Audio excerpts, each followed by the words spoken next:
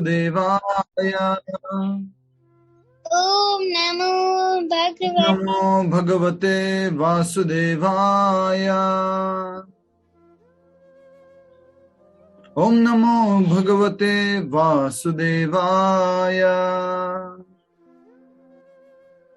मुखं करोति वाचालं पंगुं लंघयते गिरिमित् कृपातमहं वन्दे श्रीगुरुदीनतारिणं परमानन्दमाधवं श्री चैतन्यं।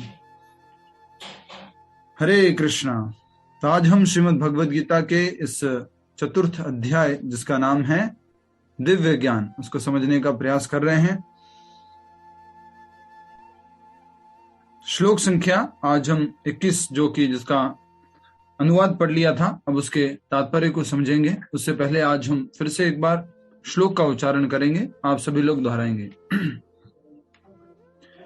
निराशीय चित्तात्मा त्यक्त सर्वा परिग्रहः शारीरं केवलं कर्म कुर्वन्नाप्नोति किल्बिषम्। अनुवाद दोहराएंगे, प्लीज रिपीट। सभी से निवेदन है अपना वीडियो ऑन कर दीजिए। कुछ लोग बहुत टाइम से पर्दा लगा रहे हैं, कुछ दूसरी संस्कृति फॉलो करना शुरू कर दिया, मालूम नहीं जो कुछ, तो कृपया करके वीडियो ऑन करके बैठिए। ऐसा ज्ञानी पुरुष पूर्ण रूप से संयमित मन तथा बुद्धि से कार्य करता है, अपनी संपत्ति के सारे स्वामित्व को त्याग देता है और केवल शरीर निर्वाह के लिए कर्म करता है। इस तरह कार्य करता हुआ वह पाप रूपी फलों से प्रभावित नहीं होता।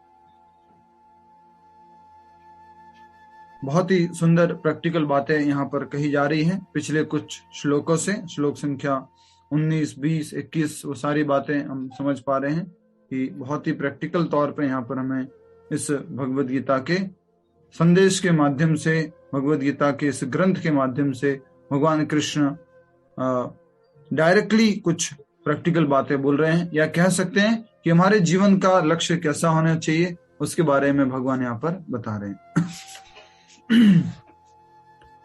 जल्दी से एक बार हम उस सीरीज को, जहां से ये सीरीज शुरू हुई है, वहां से समझ लेते हैं।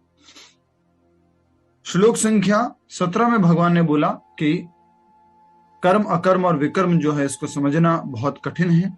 इसकी गति गहना कर्मणो गति, बहुत ही मुश्किल है इसकी बारीकियों को जानना। तो हमने जाना कृष्ण भावनामृत में जो कर्म किया जाता है वो ही वास्तविक कर्म है, बाकी सब जो है विकर्म है।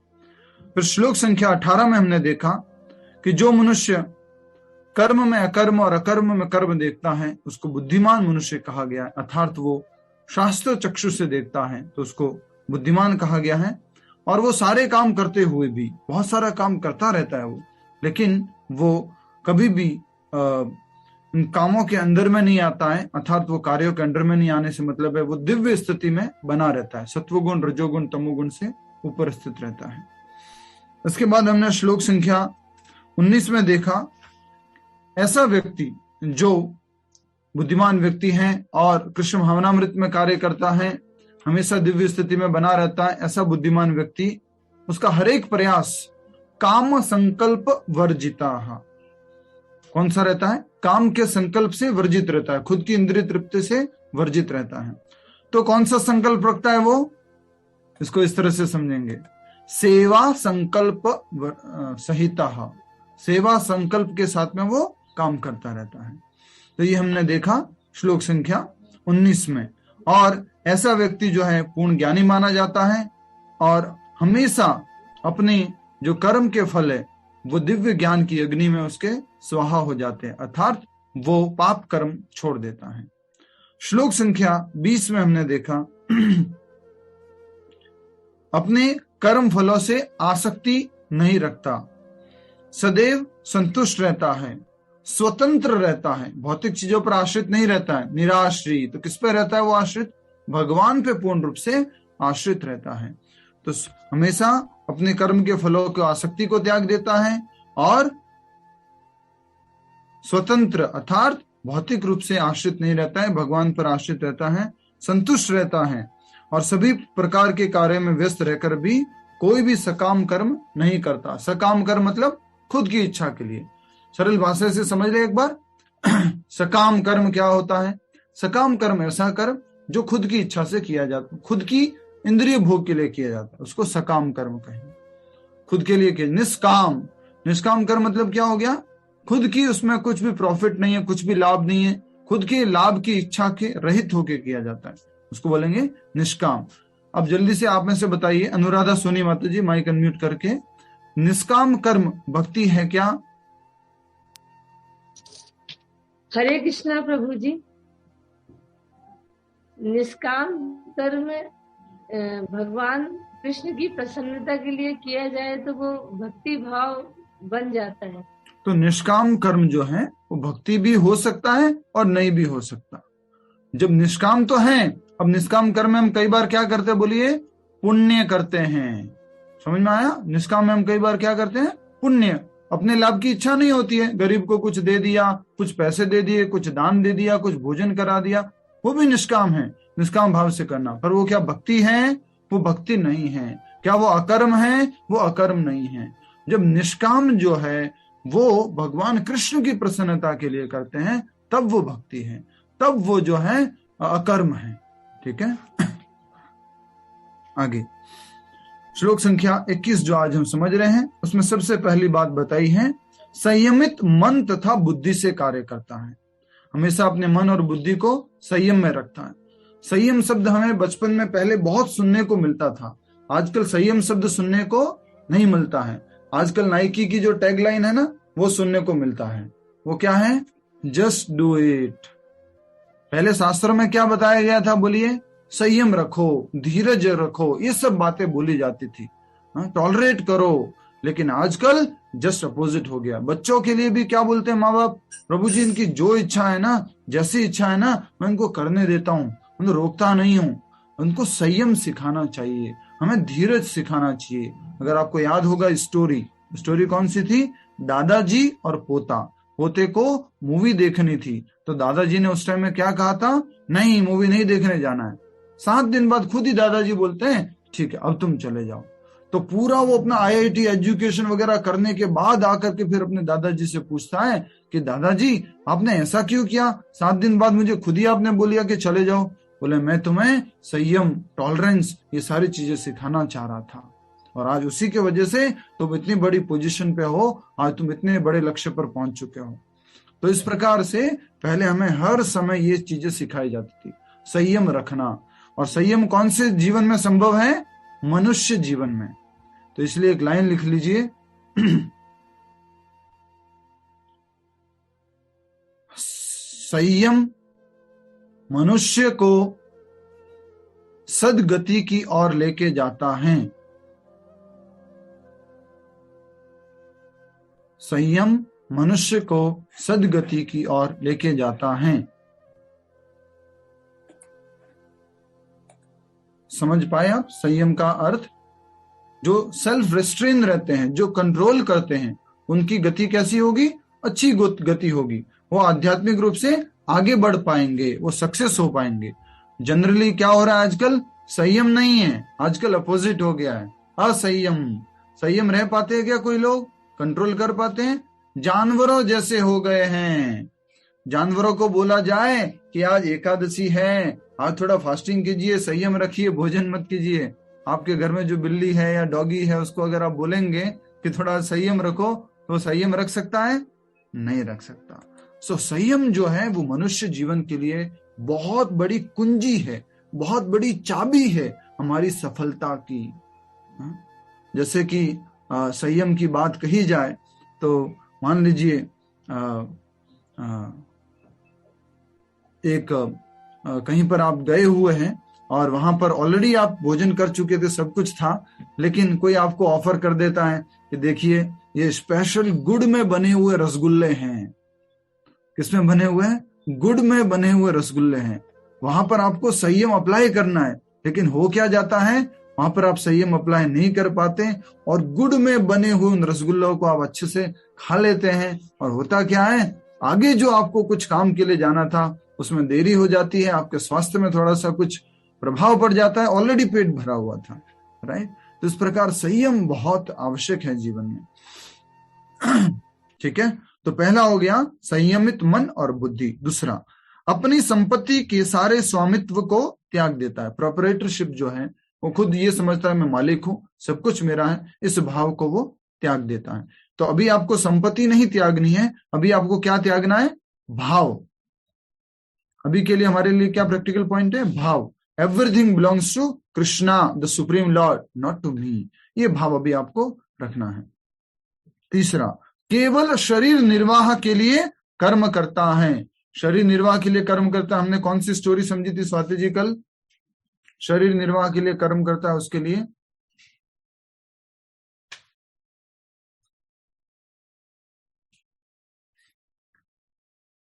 बताइए।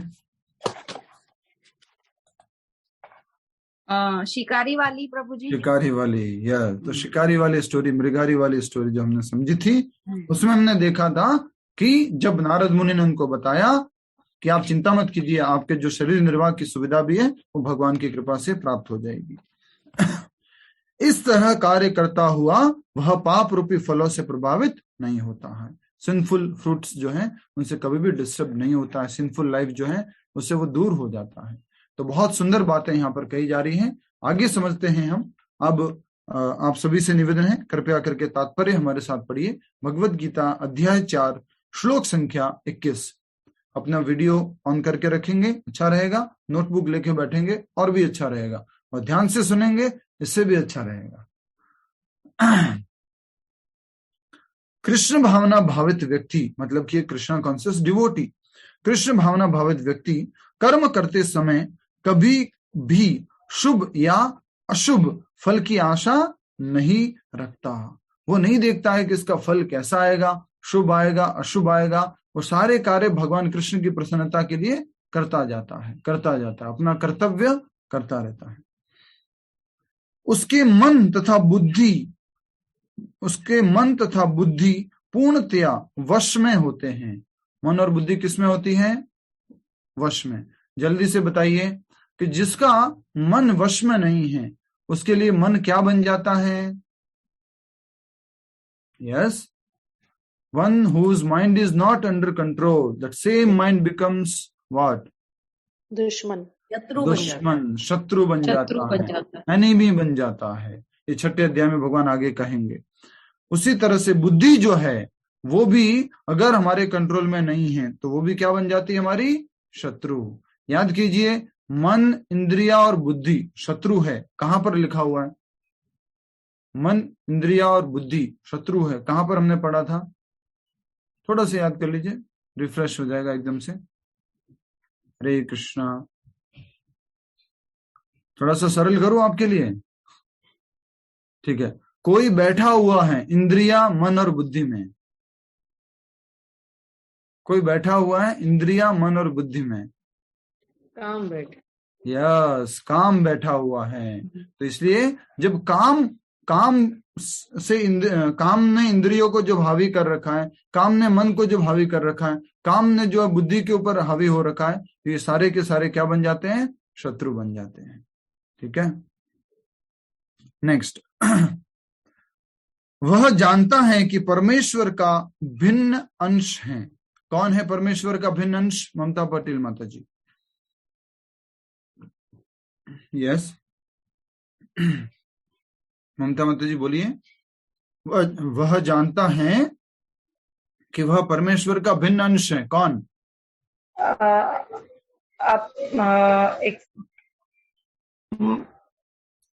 कृष्ण भावना भावित व्यक्ति, एक डिवोटी, वो ये जानता है कि वो भगवान का एक अंश है। ठीक है, we are part of God, we are part of Krishna. ठीक है, नेक्स्ट। अतः अंश रूप में उसके द्वारा संपन्न कोई भी कर्म उसका न होकर उसके माध्यम से परमेश्वर द्वारा संपन्न हुआ होता है। अल्टीमेटली सारे काम जो है, हम भगवान के अंश हैं और अंश रूप में होते हुए हम सारे कार्य जो भी करते हैं कर्म उसका न होकर के उसके माध्यम से परमेश्वर द्वारा संपन्न हुआ होता है। अब बताइए, कई बार हम बोलते हैं ना, आपकी कृपा से सब काम हो रहा है, करते हो तुम कन्हैया, मेरा नाम हो रहा है। तुम कहते तो हैं कि सब कुछ करने वाले भगवान हैं, तो किस प्रकार से हैं उसका सिद्धांत यहाँ पर दिया गया है। हम तो अंश हैं, किसके अंश हैं? भगवान के अंश हैं। तो अल्टीमेटली जो करता भगवान श्री कृष्ण है, वो अपनी शक्ति के द्वारा, प्रकृति के द्वारा कराते हैं। याद कीजिए, तीसरे अध्याय का 27वां श्लोक क्या कहता था? प्रकृति क्रियमाणानि। करने वाला कौन है? हम तो इच्छा करते हैं, करने वाली कौन है? प्रकृति। उनको, प्रकृति को डायरेक्शन कौन देता है? भगवान। समझ में आ गया? फिर भगवान जो ओरिजिनल करता है। जब हाथ, देखिए इधर देखिए, आ गया, जब हाथ हिलता है तो यह स्वेच्छा से नहीं हिलता, अपितु सारे शरीर की चेष्टा से हिलता है। पूरे शरीर में जब सारे अंग उसको मदद करते हैं तभी। देखिए, बीच में प्रश्न पूछा है आपने तो मुझे डिस्टर्ब हो जाएगा। समझेंगे आप, प्रश्न उत्तर में पूछिएगा इसको। जब हाथ हिलता है तो यह स्वेच्छा से नहीं हिलता, अपितु सारे शरीर की चेष्टा से हिलता है। ये हाथ अपनी इच्छा से हिल सकता है क्या? उसका उदाहरण समझिए। कैसे? एक मृत व्यक्ति है जिसकी डेथ हो चुकी है, उसका व्यक्ति वो हाथ हिलाना चाहता है अपना, या वो हाथ ऐसे, हाथ स्वयं कहता है कि मैं हिलूंगा, हिल सकता है? नहीं। और भी सरल उदाहरण, अभी जीते जी इस हाथ को अलग कर दीजिए, बॉडी से अलग कर दीजिए इस हाथ को, उसके बाद में ये हाथ अपने खुद इच्छा करेगा क्या मैं हिल जाता हूं, मैं उठ जाता हूं? संभव नहीं है। ये क्या है? इसका पार्ट है। ये पार्ट कैसे काम करेगा? जब होल से जुड़ा हुआ रहेगा। ये हमेशा याद रखना, पार्ट की वैल्यू जब तक है जब तक वो पूर्ण से जुड़ा हुआ है। हमारी वैल्यू जब तक है जब तक हम भगवान से जुड़े हुए हैं, नहीं तो हमारी कोई वैल्यू नहीं है। ठीक है, यही कहा जा रहा है। जब हाथ हिलता है तो स्वेच्छा से नहीं हिलता, अपितु सारे शरीर की चेष्टा से हिलता है। कृष्ण भावना भावित व्यक्ति भगवत इच्छा का अनुगामी होता है। क्या मतलब है इसका? जो कृष्ण भक्त हैं वो भगवत इच्छा का अनुगामी है, मतलब भगवान की जो इच्छा है उसका पालन करने वाला। अनुगामी, उसको पालन करने वाला। जैसे भगवान की इच्छा होती है वैसा ही करता है भगवत इच्छा से।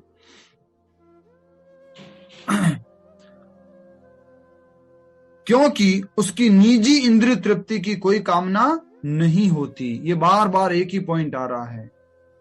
निजी इंद्रिय तृप्ति की, खुद के सेंसेस को ग्रेटिफाई करने की, खुद के सेंसेस को सेटिस्फाई करने की इच्छा नहीं होती है। वो भगवान की इंद्रियों को संतुष्ट करना चाहते हैं। तो हमेशा याद रखना है, जो एक बुद्धिमान कृष्ण भक्त है वो क्या करता है? खुद की इंद्रिय तृप्ति के लिए कार्य नहीं करता, भगवान की प्रसन्नता के लिए कार्य करता है। अपनी मन तथा बुद्धि को संयमित रखकर, संतुष्ट रह करके, और साथ ही साथ जो कर्म के फल की इच्छा जो है उसको त्याग करके।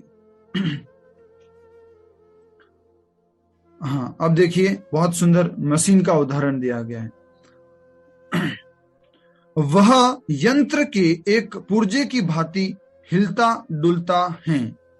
ये मशीन क्या है? हमारा शरीर क्या है? मशीन के जैसे। तो हम ये मशीन के जैसे हिलते डुलते हैं। अल्टीमेटली हम सब लोग जैसे कई बार बोलते हैं ना कि हम तो बस काम कर रहे हैं, तो काम किसके डायरेक्शन में हो रहा है? सब कुछ प्रकृति के डायरेक्शन में हो रहा है। याद कीजिए, वो चित्र जल्दी से समझ में आ जाएगा। कभी भी डिफिकल्टी लग रही है, चिंता मत कीजिए, इशारा कर दीजिए, मैं आपको सरल भाषा में समझा दूंगा। कुछ भी समझ में नहीं आ रहा होता, ये देखिए, इसमें आपको तुरंत मालूम पड़ जाएगा। मशीन की भांति हिलता डुलता रहता है। देख पा रहे हैं यहाँ पर ये पिक्चर? 3 गुण है ऊपर, 3 गुणों से हम बंधे हुए हैं, और हमें लगता है कि मैं काम कर रहा हूँ। अल्टीमेटली हो क्या रहा है? हम तो बस हिल डुल रहे हैं, प्रकृति के 3 गुण हमसे काम करवा रहे हैं, शरीर से काम करवा रहे हैं। ठीक है। जिस प्रकार रख रखाव के लिए पुर्जे को तेल और सफाई की आवश्यकता पड़ती है, उसी प्रकार कृष्ण भावना भावित व्यक्ति कर्म के द्वारा अपना निर्वाह करता रहता है, जिससे वह भगवान की दिव्य प्रेमा भक्ति करने के लिए ठीक बना रहे। अब जल्दी से मैं पूछता हूँ श्रीमती पूनम गर्ग जी से कि इसमें जो पुर्जे का और मशीन का उदाहरण दिया गया है वो किससे कंपेयर करने के लिए दिया गया है? प्रभु जी, मशीन तो हमारा शरीर हो गया, ओके, और पुर्जा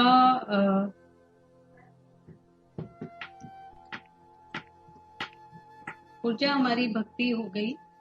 हाँ, नहीं प्रभु जी, सॉरी, पुर्जे के बाद यस, प्रमोद कुमार प्रभु जी, जी, प्रमोद प्रभु जी, कुमार जी, पुर्जा क्या प्रमोद होता कुमार जी, प्रमोद कुमार जी। पुर्जा मतलब माता जी पार्ट, जैसे ओके, जो गाड़ी का पार्ट मशीन, होता है ना, बाइक का पार्ट हाँ, होता है, गाड़ी का पार्ट होता है। ओके, मशीन हमारा शरीर हो गया, और हाँ, शरीर के जो पार्ट हैं वो पुर्जे हो गए। थोड़ा सा, यस, कौन बताएगा? ये स्वाति जी बताइए। प्रभु जी, आत्मा को बोला है। नहीं माता जी, देखो इसीलिए तो कह रहा हूँ कि समझ में नहीं आ रहा है कि आ रहा है वो, फिर आप स्वाति जी बताइए। प्रभु जी, पार्ट मानी हमारे हम और मशीन माने भगवान, मतलब यस, हरि वो, वेरी नाइस। भगवान क्या है? पूर्ण है, और हम क्या है? उसका पार्ट है। तो मशीन मतलब भगवान पूर्ण है और हम उनके अंश हैं। तो देखिए क्या लिखा हुआ है, अब समझिए, लाइन को समझ में आ जाएगा। वह यंत्र के एक पुर्जे की भांति हिलता डुलता है। कौन? जैसे कि आपने देखा है, बेल्ट देखा है एक मशीन में, ठक ठक ठक ठक ठक करने वाली जो डीजल की मशीन वगैरह कुछ होती है, उसमें बेल्ट हिलता रहता है।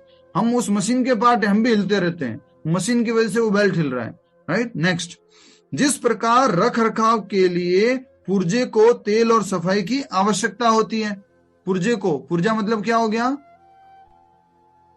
Part, right. पुर्जा पार्ट हो गया, उसको सफाई और रख रखाव की आवश्यकता होती है। ठीक है, मैं थोड़ा आपको और सरल समझा देता हूं। ये लैपटॉप है, ये पूरा एक मशीन है, इसका पार्ट क्या हो गया? बोलिए, ये क्या है? माउस है। अब इसको भी, इस पुर्जे को भी क्या करना पड़ता है? साफ करना पड़ता है। इसको भी रख रखाव करना पड़ता है। कुछ ऐसे पुर्जे होते हैं मशीन के अंदर, जो बड़ी बड़ी मशीनें होती हैं, उनको ऑयलिंग करना पड़ता है, ग्रीसिंग करना पड़ता है, सफाई करना पड़ता है। तो इसीलिए बताया गया है, जिस प्रकार रख रखाव के लिए पुर्जे को तेल और सफाई की आवश्यकता होती है, उसी प्रकार, अब विदुषी जी बताएंगे, आप बताइए, ये पुर्जा किससे कंपेयर किया गया है? अभी भी उन्होंने बताया था पुर्जा।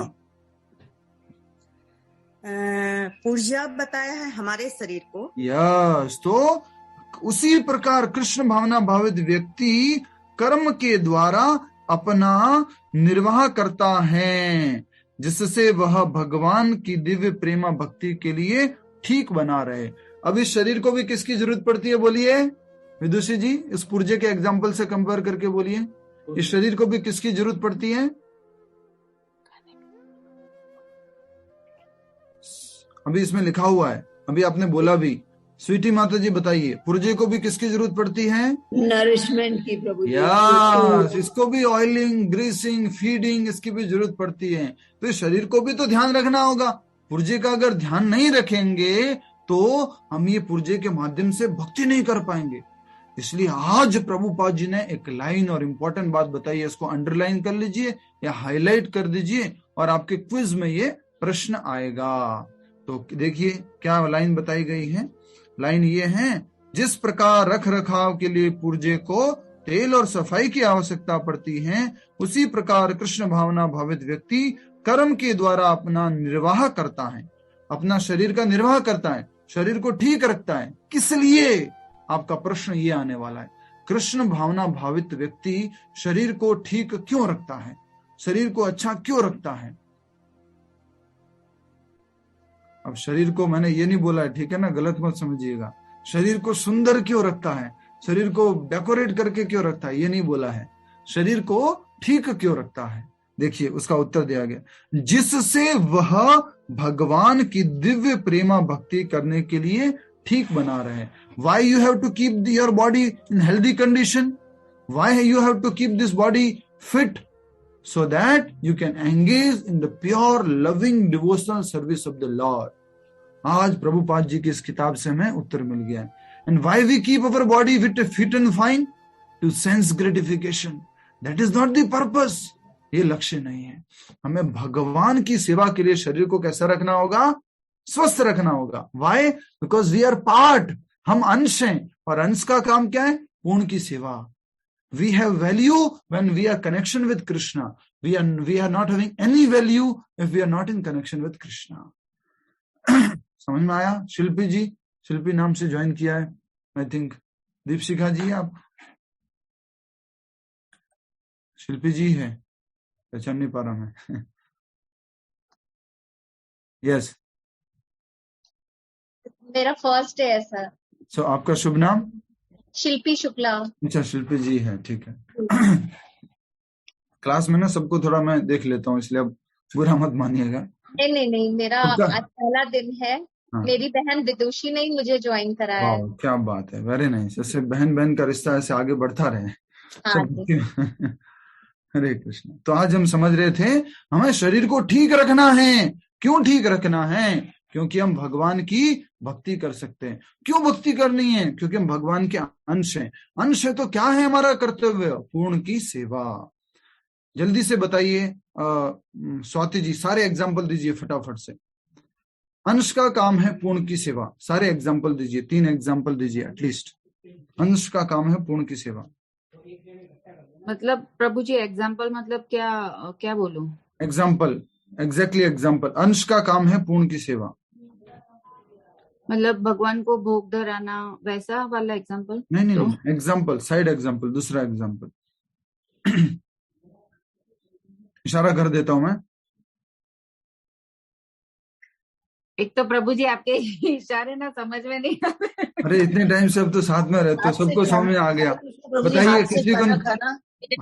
प्रभु जी पेट भरना नहीं, खाना खिलाना बॉडी को। हाथ और शरीर का एग्जाम्पल, ये पार्ट है और ये पूर्ण है। हाँ, तो ओके, वैसे। हाँ, तो पेट का और शरीर का, हाथ का एग्जाम्पल। दूसरा पेड़ और पत्तियों का एग्जाम्पल। और तीसरा मिरर का नहीं, इसी तरह का एक एग्जाम्पल जो अभी हमने देखा, मशीन और पार्ट। यस, मशीन और पार्ट का एग्जाम्पल। तो ये हमने देखा कि हमें, और एक और एग्जाम्पल रह गया, सिटी का एग्जाम्पल। सिटी का जो पार्ट होता है, हम सिटी के सिटीजन है। सिटीजन का ड्यूटी क्या है? सिटी को अच्छे से साफ सफाई रखना, गंदा नहीं करना। हमारे राइट्स भी हैं और हमारी ड्यूटीज भी हैं, तो हमें हमारी ड्यूटीज भी करनी होती है उस सिटी को अच्छा रखने के लिए, राइट।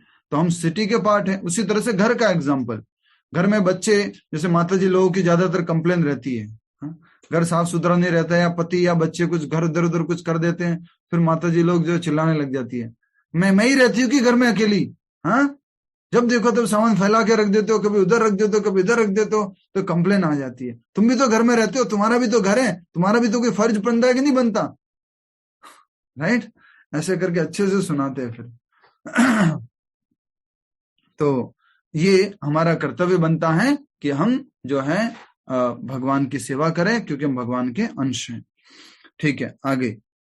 अब मैं जल्दी से तुरंत एक गाड़ी का एग्जांपल दे देंगे। ठीक है, आपने उत्तर लिख लिया, प्रश्न का उत्तर। प्रश्न था कि हमें एक कृष्ण भावना भावित व्यक्ति शरीर को स्वस्थ क्यों रखता है, ठीक क्यों रखता है। उत्तर दीजिए। रंजन वैकरिया माता जी, उत्तर दीजिए। रंजन वैकरिया माता जी, यस, माइक अनम्यूट करके बोलिए। यस। हरे कृष्णा प्रभु जी। यस माता जी। क्या पूछा आपने? मैंने पूछा है कृष्ण भावना भावित व्यक्ति अपने शरीर को अच्छा क्यों रखता है। मैं बोलो प्रभु जी। रुक जाइए, इसलिए तो मैं देखना चाह रहा हूँ कि आप कैसे कर रहे हैं। मैंने अंडरलाइन करवा लिया, प्रश्न उत्तर लिखवा लिया, वो अपना जीवन निर्वाह करने के लिए। हरि बोल, हरि बोल, हरि बोल। ताकि भगवान की सेवा कर सके, भगवान की दिव्य प्रेमा भक्ति में लग सके। लिखा हुआ है ना साफ साफ, जिससे वह भगवान की दिव्य प्रेमा भक्ति के लिए ठीक बना रहे। शरीर ठीक रहेगा तभी तो भक्ति कर पाएंगे ना। कई बार लोग बोलते हैं, अभी हमारे मंदिर में प्रभु जी ने ज्वाइन किया है, तो अपने घर पे मिलने के लिए गए। दादी बोलती है, बेटा ये कोई उम्र है क्या भक्ति करने की, हमारी उम्र में भक्ति करनी चाहिए। तो प्रभु जी ने पूछ लिया, दादी जी आप भक्ति कर रहे हो क्या? नहीं, अभी तो उम्र नहीं हुई है और अभी उम्र बाकी। सोचो, दादी बोल रही है ऐसा। तो इसलिए हमें समझना है कि शरीर जब खराब हो जाएगा तो भक्ति कर पाएंगे क्या? मशीन खराब हो जाएगा तो भक्ति कर पाएंगे? तो मशीन को ठीक रखना है। आप जितने भी माता जी है, प्रभु जी है, उनसे सबसे निवेदन करता हूं मैं कि भोजन को जो है, जो प्रसाद पाते हैं उस पर कंट्रोल कीजिए, जिससे आपका शरीर ठीक रहे। जितना आवश्यक है उतना ही खाइए। डेली वॉक कीजिए, वॉक करना बहुत इंपॉर्टेंट है। डेली वॉक कीजिए, डेली प्राणायाम कीजिए, अनुलोम विलोम, कपाल भाती, भस्त्रिका, ये सब प्राणायाम कीजिए, तो इंपॉर्टेंट है। एटलीस्ट कुछ भी नहीं हो पाता ना तो एक बात तो बोलूंगा ही बोलूंगा, वॉक जरूर कीजिए, वॉक जरूर कीजिए। वॉक बहुत जरूरी है, तो वॉक कीजिए आप, तो जिससे कि आपका शरीर ठीक रहेगा। और आप चैंटिंग करोगे तो ऐसे नहीं होगा फिर हरे कृष्ण हरे कृष्ण हरे कृष्ण हरे कृष्ण, तो थोड़ा शरीर ठीक रहेगा, एनर्जेटिक रहेगा, लेथार्जिक नहीं बनेगा, राइट? तो इसलिए शरीर को ठीक रखना है। नेक्स्ट आगे बढ़ते हैं। प्रभु जी, आपने जो एग्जांपल्स दिए वो सिटी और पार्ट्स, और 2-3 एग्जांपल्स जरा प्लीज रिपीट कीजिए। हाथ और शरीर,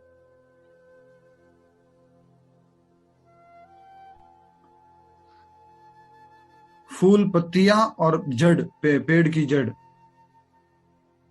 जब जड़ में पानी डालेंगे तो पत्तियों में भी पहुंच जाएगा, फूलों में भी पहुंच जाएगा। उसी तरह से शरीर को स्वस्थ रखेंगे, इसको खाना खिलाएंगे तो ये जो क्या कहते हैं, हाथ भी नरिष्ट होगा। तो पार्ट का कर्तव्य है होल की सेवा करना। नेक्स्ट,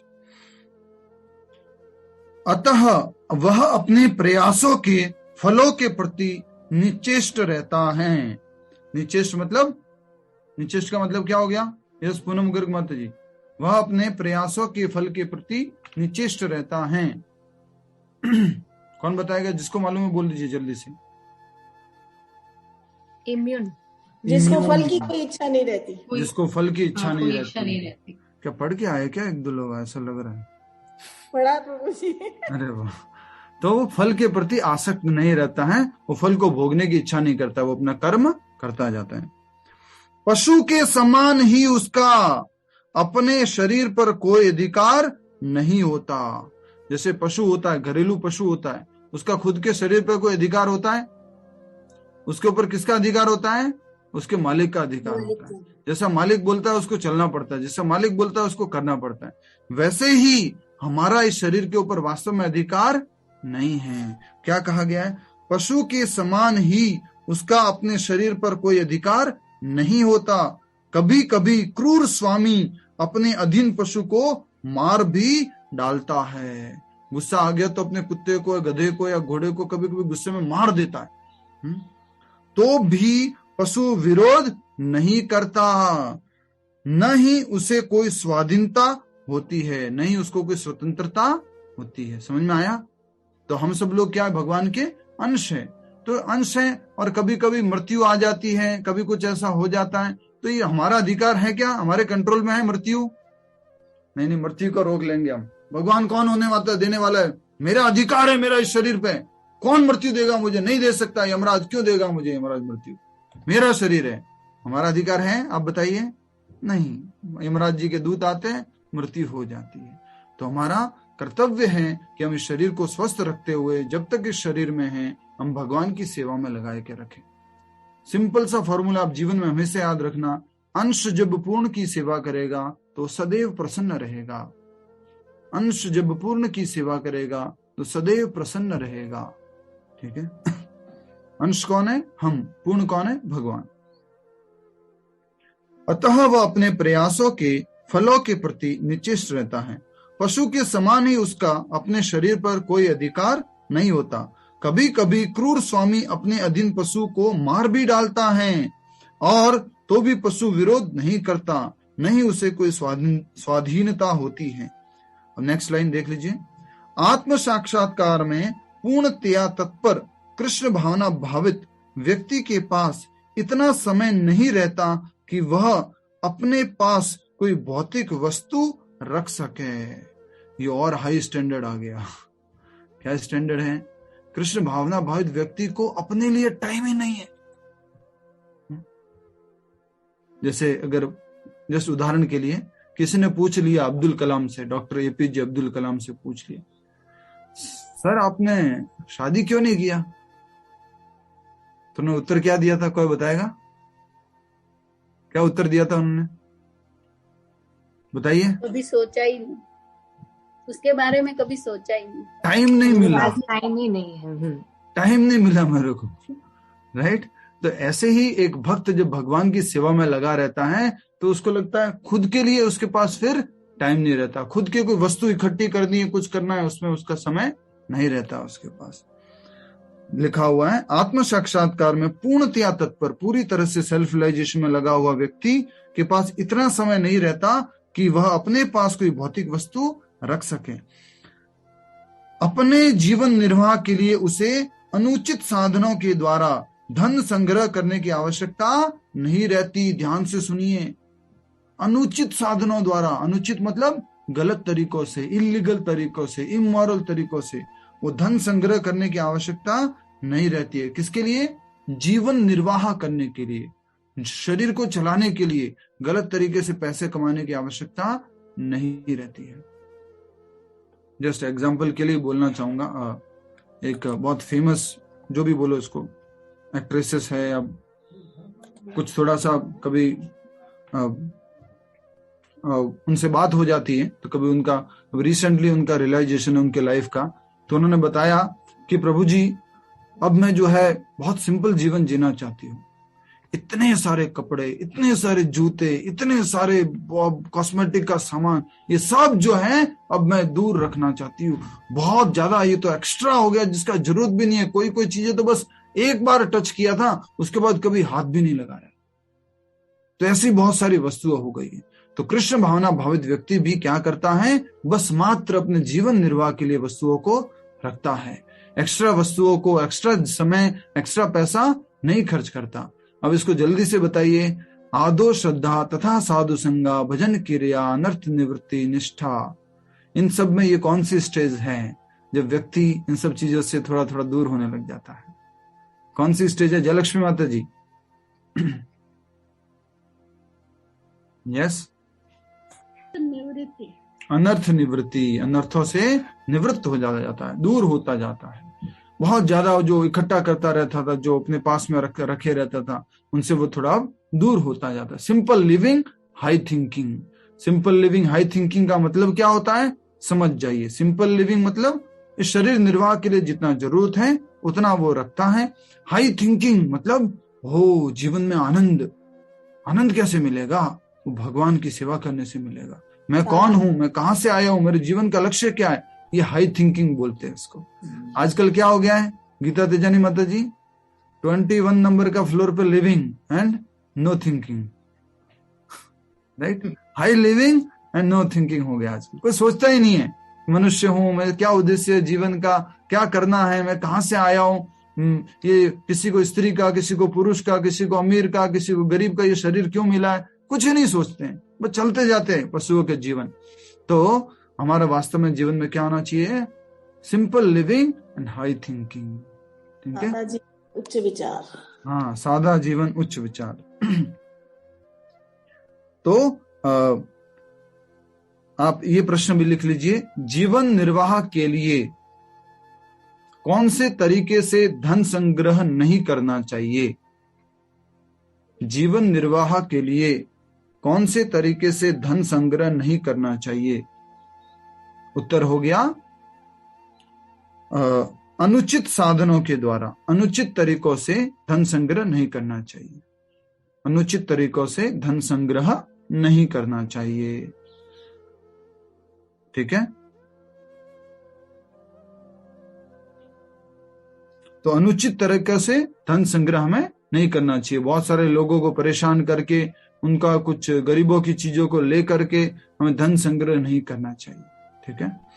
नेक्स्ट, अतः वह ऐसे भौतिक पापों से कलमलग्रस्त नहीं होता, तो कभी भी वो पाप में पड़ता ही नहीं है, गलत तरीके से धन संग्रह नहीं करता जीवन चलाने के लिए, भगवान कृष्ण पर निर्भर रहता है, तो पाप उसके ऊपर नहीं होते हैं। वह अपने समस्त कर्म फलों से मुक्त रहता है, क्योंकि सारे कार्य वो किसके लिए करता है? भगवान के लिए। खुद के लिए तो कुछ कर्म फल है ही नहीं, कर्म का फल भी भगवान को अर्पण करता है, तो वो कर्म के फलों से मुक्त रहता है, ठीक है? आइए अब हम आगे बढ़ते हैं श्लोक संख्या 22 की तरफ। ऐसे करना ठीक रह रहा है कि गड़बड़ हो रहा है? ये एक बार में एक ही श्लोक करें या ये बीच में थोड़ा आधा इधर हो जाता है आधा इधर हो जाता है, तो रिकॉर्डिंग में आपको कुछ समझ में नहीं आता है कि कौन से श्लोक की है एक्चुअल में? इसमें कोई तकलीफ तो नहीं है? चल सकते हैं ऐसे आगे? हाँ चल सकते हैं। ठीक है। श्लोक संख्या 22 बहुत इंपॉर्टेंट श्लोक है। एक अच्छी स्टोरी या फिर प्रभुपाद जी का जो इंसिडेंट है वो बताना चाहूंगा। Yes. दोहराएंगे श्लोक संख्या 22। यदृच्छा लाभ संतुष्टो द्वंद्वातीतो विमत्सरः सम सिद्धावसिद्धौ च कृत्वापि न निबध्यते। बहुत सुंदर श्लोक है ये। यह सुमन माता जी बोलिए श्लोक क्या है? यदृच्छा लाभ यदृच्छा लाभा संतुष्टो द्वंद्वातीतो विभात्सर समः सिद्धा वासिदो च कृत्वापि न निबध्यते। बहुत सुंदर। तो ये पहली वाली लाइन याद कर लेना हमेशा के लिए। यदृच्छा लाभ संतुष्टो, जो स्वतः होने वाले लाभ हैं उनसे संतुष्ट रहना चाहिए, सेटिस्फाइड रहना चाहिए, ओवर एंडेवर नहीं करना चाहिए। तो वर्ड टू वर्ड मीनिंग, यदृच्छा स्वतः, लाभ लाभ से, संतुष्ट संतुष्ट, द्वंद्व द्वंद्व से, अतीतः परे, विमत्सरः ईर्ष्या रहित, समः स्थिर चित, सिद्धौ सफलता में, असिद्धौ असफलता में, च भी, कृत्वा करके, अपि यद्यपि, न कभी नहीं, निबध्यते प्रभावित होता है, बंधता है। अनुवाद तथा तात्पर्य श्रील प्रभुपाद द्वारा। श्रील प्रभुपाद की जय। अनुवाद दोहराइए अब। जो स्वतः होने वाले लाभ से संतुष्ट रहता है, बोलिए। यस। जो द्वंद्व से मुक्त हैं और ईर्ष्या नहीं करता, जो सफलता तथा असफलता दोनों में स्थिर रहता है, वह कर्म करता हुआ भी कभी नहीं बंधता, बंधता नहीं, भी कभी बंधता नहीं। तो ये सारी प्रैक्टिकल पॉइंट्स है। देखिए कितनी इंपॉर्टेंट बातें बोली गई। सबसे पहली बात क्या है? स्वतः होने वाले लाभ से संतुष्ट रहता है। आपने अपना कर्म कर दिया, आपको जो कर्म का जो फल आना था वो फल आ गया, उससे आप क्या रहते हैं? Satisfied. One who is satisfied by the fruits which has come automatically by due to his karma, जो आता है, when he is satisfied by his own accord, तो उसको बोला गया है यदृच्छा लाभ संतुष्टो, पहला लक्षण। दूसरा, जो द्वंद्व से मुक्त है। द्वंद्व मतलब क्या होता है? ड्युअलिटी। हमेशा हमारे को ड्युअलिटी लगी रहती है। एक तो हम तो क्या बोलते हैं, कौन सा था वो? हाँ याद आ गया। एक तो नाइकी का टैगलाइन क्या था? बोलिए जल्दी से बोलिए। Do it, just do it, right. तो हमारी भगवत गीता बोलती है जस्ट कंट्रोल इट। दूसरा यहाँ पर बोला गया है जो स्वतः होने वाले लाभ से संतुष्ट रहता है तो वो सेटिस्फाइड रहता। तीसरा बोला गया भगवत गीता तो बोलती है कि संतुष्ट रहता है, लेकिन जो पेप्सी क्या बोलती है? पेप्सी का टैगलाइन क्या है? दिल मांगे मोर, दिल मांगे मोर, राइट। तो हमारा इच्छा है, हमारी इच्छा स्थिति कैसी है? और चाहिए, और मिल जाए तो, और मिल जाए तो, और मिल जाए तो, ऐसा होता रहता है। लेकिन यहाँ पे क्या लिखा है? जो स्वतः होने वाले लाभ से संतुष्ट रहता है, जो द्वंद्व से मुक्त है, ड्युअलिटी से मुक्त है। ये अच्छा है, ये बुरा है, ये सही है, ये गलत है, ये मेरे लिए लाभकारी है, ये मेरे हानिकारी है, इन सब से मुक्त हो चुका है। और ईर्ष्या नहीं करता। ओ हो, ये कैसे संभव है? ईर्ष्या नहीं करता, कितना डिफिकल्ट है ये तो वो ईर्ष्या भी नहीं करता है। जनरली हम ईर्ष्या करते हैं। ईर्ष्या कब होती है? बोलिए, आज वापस से याद दिला देता हूं आपको। घमंड और ईर्ष्या कब आती हैं? जल्दी बताइए, घमंड और ईर्ष्या कब आती हैं? जब कंपेयर होती है। क्या बात है रंजन वकरिया माता जी, हरि बोल। गौरी कौशिक माता जी, जब भी हम कंपेयर करते हैं, जो थोड़ा सा उदाहरण दूंगा, गलत मत लीजिएगा, थोड़ा हंसने के लिए, ठीक है। शिल्पी जी एंड विदुषी जी, आप कहाँ बैठे हो मुझे मालूम नहीं है, बट जस्ट उदाहरण के लिए, कहाँ गए विदुषी जी, है क्या? हाँ है, ठीक है। तो विदुषी जी और शिल्पी जी आपस में क्या कर लेते हैं, कंपेयर कर लेते हैं। हो, विदुषी के पास तो ये है और मेरे पास नहीं है, या फिर शिल्पी जी बोलती है मेरे पास तो ये है और उसके पास नहीं है। तो क्या आ जाता है, अगर हमारे पास है और उसके पास नहीं है तो क्या आ जाता है, घमंड। हमारे पास है और उसके पास नहीं है तो क्या आ जाता है, घमंड। और उसके पास है और हमारे पास नहीं है तो ईर्ष्या। राइट, उसके पास क्यों है, ईर्ष्या आ जाती है। ईर्ष्या क्या है मालूम है? ईर्ष्या बता देता हूं आपको मैं, बहुत बहुत बहुत डीप डेफिनेशन है।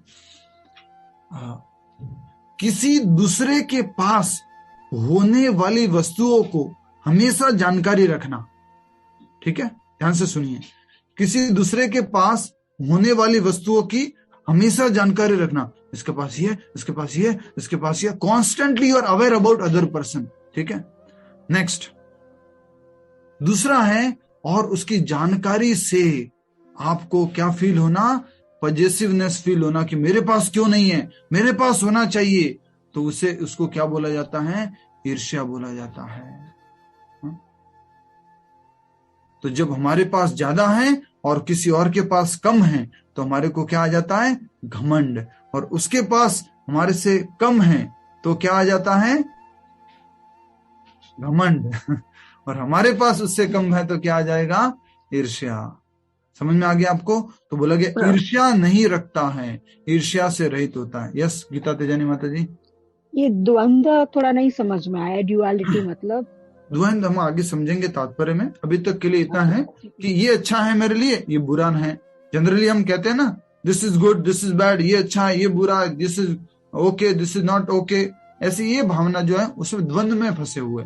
और याद कीजिए, हमने तीसरे अध्याय में पढ़ा था कि जो द्वंद्व में रहता है उसके लिए भक्ति में आगे बढ़ना बहुत मुश्किल हो जाता है। हमेशा द्वंद्व में डिसीजन नहीं ले पाता है, कंफ्यूजन में रहता है, कंफ्यूजन में रहता है। और समझेंगे इसको हम अभी तक अनुवाद के लिए।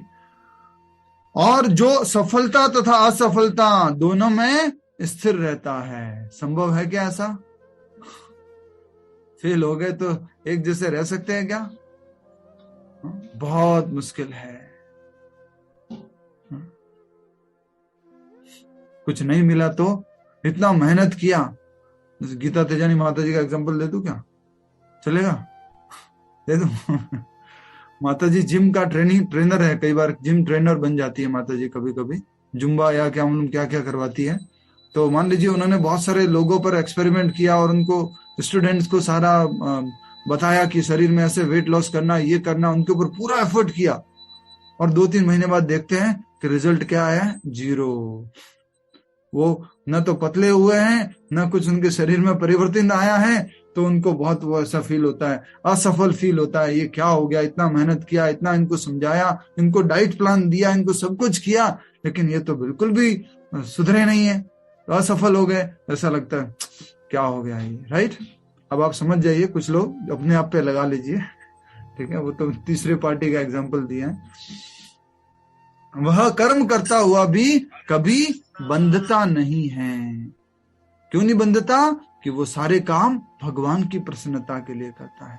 अपने लिए कर्म करेगा तो बंधेगा ही बंधेगा। ये पहले मैं लिखवा चुका हूं। भगवान के लिए कर्म करोगे तो मुक्त हो जाओगे, अपने लिए कर्म करोगे तो बंधन में आ जाओगे। सिंपल है। अपनी इंद्रिय तृप्ति के लिए कर्म करोगे, उसको क्या बोलेंगे? काम। और काम किस में डालेगा? पाप में। पाप से क्या मिलेगा? बंधन। भगवान की तृप्ति के लिए, भगवान की इंद्रियों की तृप्ति के लिए कार्य करोगे तो क्या होगा? भक्ति। उससे क्या मिलेगी? सुकृति, मुक्ति मिलेगी। राइट? कितना सरल है। भगवान की इंद्रिय तृप्ति के लिए कार्य करेंगे तो मुक्ति है, अपनी इंद्रिय तृप्ति के लिए कार्य करेंगे तो बंधन है, फंस जाते हैं यहाँ पर। तो ये बताया गया है, इसको हम आगे और समझेंगे। और आपसे निवेदन करता हूं एटलीस्ट ये 6-7 लाइनों का जो परपोट है, तात्पर्य है, इसको पढ़ के आइएगा और हम कल पूरा हमारा जो श्लोक संख्या 22 है और 23 है वो दोनों पूरा करेंगे कल। हरे कृष्ण।